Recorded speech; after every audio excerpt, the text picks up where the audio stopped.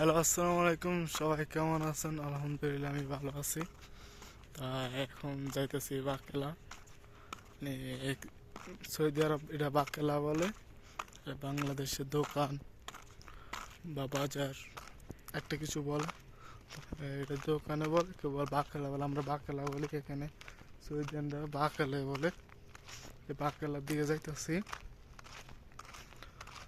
ডিউটিতে এসে দেখি, ডিউটিতে এসে গোসল টোসল করে মানে খাওয়ার কিছু নাই।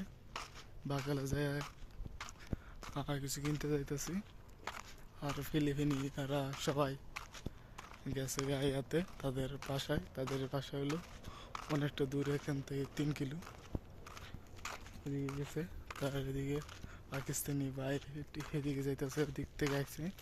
ভিডিও করে দেখে আমার কাজ ফাঁস দিয়ে যাইতেছে।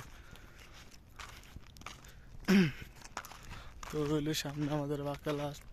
সবাই কেমন আছেন? বাংলাদেশের সবাই কেমন আছেন? আর বাংলাদেশে তো অনেক খুন, মানে চাঁদা না দিলে মানুষ মেরে ফেলা, কোবায় পাথর দিয়া, তাই অনেক যাইতেছে, বেজেল যাইতেছে। তো এই যারা চাঁদাবাজি করেন ভাইয়া, তাদের হাত পা সবই আছে। চাঁদাবাজি কেন করবেন? কর্ম করে খান। কর্ম করে খেলে তো আর চাঁদাবাজি করা লাগে না, মানুষ মারা লাগে না।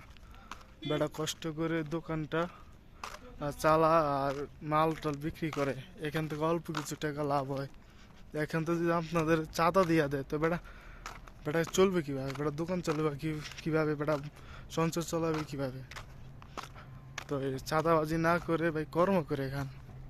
যখন আমি ঢাকা মেডিকেল, আমার একটা ঘটনা মনে পড়ে গেছে। ঢাকা মেডিকেল যখন আমি যাই, ওদের মেডিকেলের সামনে দেখুন ফুটপাতে কিছু দোকান বসে। মেডিকেলের সামনে অনেক রকমের দোকান টোকান।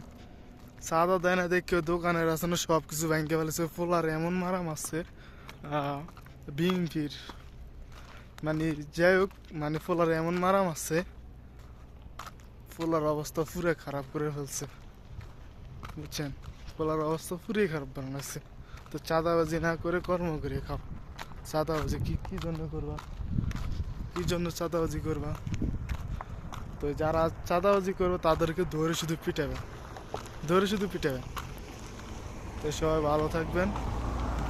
আসসালামু আলাইকুম, আল্লাহ হাফেজ।